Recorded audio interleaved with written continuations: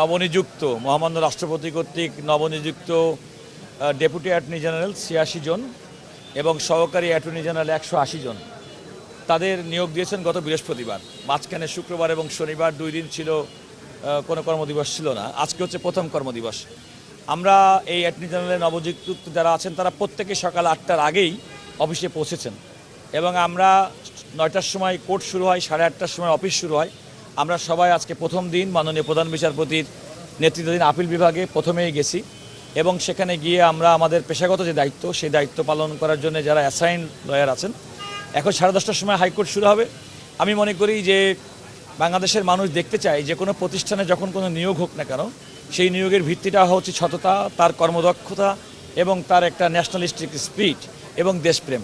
আমার মনে হয় এই নিয়োগের মাধ্যমে সরকার এবং রাষ্ট্রপতি সরকার নিয়োগ যে দিয়েছেন, নিশ্চয়ই সরকার এগুলো বিষয় বিবেচনা করেই তো নিয়োগটা হয়েছে বলে আমি মনে করি। অন্তর্বর্তীকালীন সরকারের সময় তো আমাদের এই অফিসের টোটাল স্ট্যান্ড ছিল ৩৩৭ জন, তো সেখান থেকে তো অনেক লোক কমেছে। সুতরাং স্বাভাবিকভাবেই বর্তমান সরকার তারা যেভাবে মনে করেছে, রাষ্ট্রপতি যেভাবে মনে করেছে যত বেশি সংখ্যক ডিএজি এএজি দরকার তারা সেভাবেই নিয়োগ দিয়েছেন।